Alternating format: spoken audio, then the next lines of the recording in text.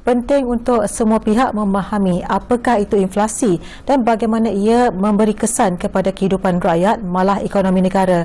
Dan apabila kadarnya meningkat, kerajaan perlu tampil dengan langkah penyelesaian yang mampan agar mampu meminimumkan kesan negatif yang dibawa oleh inflasi. Salah satu langkah yang diambil kerajaan adalah menubuhkan pasukan khas jihad tangani inflasi, dan persoalannya, mampukah ia jadi ejen perubahan kepada situasi inflasi yang melanda negara ketika ini? Wartawan Diah Muhammad Jais ada butirannya. Inflasi bermaksud peningkatan harga yang berterusan secara umum, manakala kadar inflasi pula adalah ukuran bagi peningkatan perbelanjaan dalam bentuk peratusan. Ketua Perangkawan Datuk Seri Dr. Muhammad Uzir Mahidin bulan lalu memaklumkan indeks harga pengguna atau IHP Malaysia meningkat 3.4% tahun ke tahun kepada 127.4 pada Jun 2022 berbanding 123.2 pada Jun 2021, melepasi purata inflasi di Malaysia bagi tempoh Januari 2011 hingga Jun 2022 sebanyak 1.9%. Inflasi meningkat 2.8% tahun ke tahun kepada 126.6 bagi suku kedua 2022 dan menokok 2.5% tahun ke tahun pada 6 bulan pertama 2022. Inflasi ni saya katakan tadi adalah disebabkan oleh gejala cyclical. Maka harga yang naik ini menyebabkan kuasa beli pengguna jatuh. Jadi bermakna dengan nilai pendapatan yang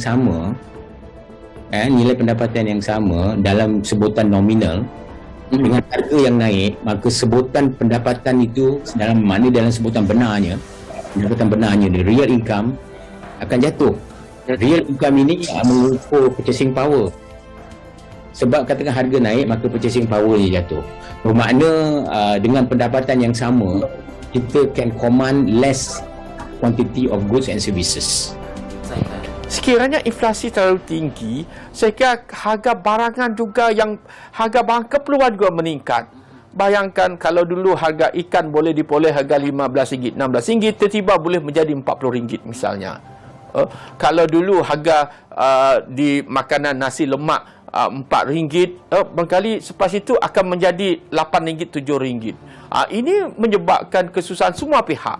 Bukan saja di pihak pengguna, tapi pihak pekedai itu sendiri. Mereka terpaksa menaikkan harga sebab barang mentah tidak terkawal misalnya.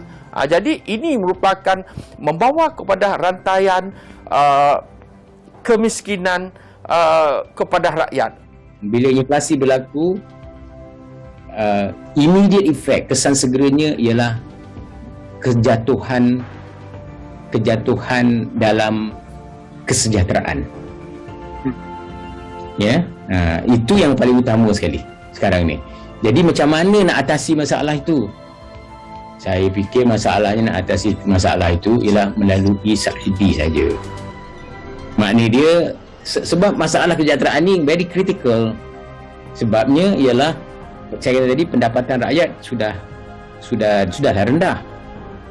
Kita tengok dari segi lebih dari bukan saja B40 tu, dah masuk M40 pun sudah terasa. Kerajaan perlu mencari jalan untuk memastikan kadar inflasi ini tidak terus meningkat, antaranya dengan menstabilkan harga barangan keperluan serta mempermudah pemberian subsidi kepada rakyat, selain meningkatkan penguatkuasaan undang-undang dalam rantaian pembekalan dan penjualan barang keperluan serta barangan bersubsidi.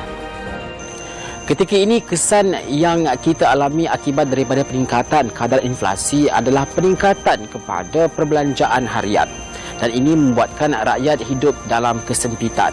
Dan sekiranya inflasi ini tidak dapat diselesaikan ataupun kadarnya tidak dapat dikurangkan, bukan sahaja kehidupan rakyat yang akan menjadi tersempit, malah pembangunan negara juga akan tergendala. Lantas, satu tindakan proaktif perlu diambil segera.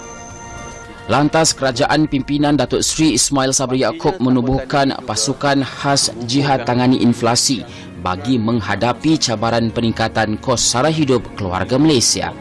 Diterajui oleh Menteri Komunikasi dan Multimedia Tan Sri Anwar Musa, skuad yang juga dianggotai oleh Menteri Kewangan Tengku Datuk Seri Zafrul Abdul Aziz, Menteri Pertanian dan Industri Makanan Datuk Seri Dr. Ronald Kiandi, Menteri Perdagangan Dalam Negeri dan Hal Ehwal Pengguna Datuk Seri Alexander Nantalinggi, Menteri di Jabatan Perdana Menteri Ekonomi Datuk Seri Mustafa Muhammad dan Ketua Setiausaha Negara Tan Sri Muhammad Zuki Ali nyata memberikan impak yang diperlukan. Saya lihat pasukan khas jihad tangani inflasi ini merupakan usaha yang bagus. Saya kata usaha bagus sebab apa? Ada usaha tambahan yang cuba dilaksana oleh kerajaan untuk memastikan inflasi kita terkawal. Pasukan khas jihad tangani inflasi ini bagus untuk menampung sebagai nilai tambah kepada agensi-agensi yang ada, jawatankuasa yang ada. Misalnya kita ada Majlis Tindakan Sara Hidup Negara ataupun dikenali sebagai NAHKOL yang merancang dari segi polisi dasar dan melihat mekanisme sejauh mana keberkesanannya. Dan ternyata dengan penubuhan pasukan khas jihad tangani inflasi ini, beberapa keputusan penting telah berjaya ditetapkan dalam masa yang singkat dalam usaha mengurangkan kesan serta kadar inflasi.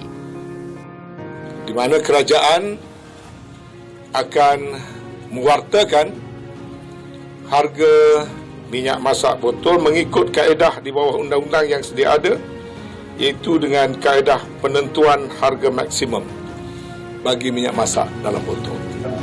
Alhamdulillah kita telah dapat menstabilkan keadaan dan juga harga serta juga supply ataupun penawaran yang berhubung dengan bekalan ayam. Dan kita akan kenal pasti di manakah agaknya yang kartel ini dapat mengambil tindakan-tindakan di luar daripada kerangka undang-undang sedia ada dan tindakan akan diambil. Ya, mungkin terlalu awal untuk melihat kejayaan secara menyeluruh daripada penubuhan pasukan khas jihad tangani inflasi ini. Namun kita juga tidak boleh menidakkan kejayaan yang telah dibawa kerajaan dalam usaha untuk memastikan kesejahteraan rakyat sentiasa terjaga. Dan ya, penubuhan pasukan ini adalah satu keputusan tepat dan diperlukan buat masa ini.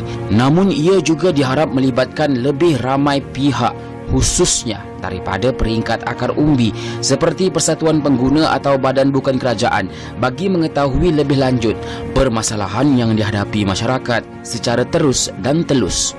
Laporan Diah Muhammad Jais bersama juru kamera Syahril Zakaria, Bernama TV.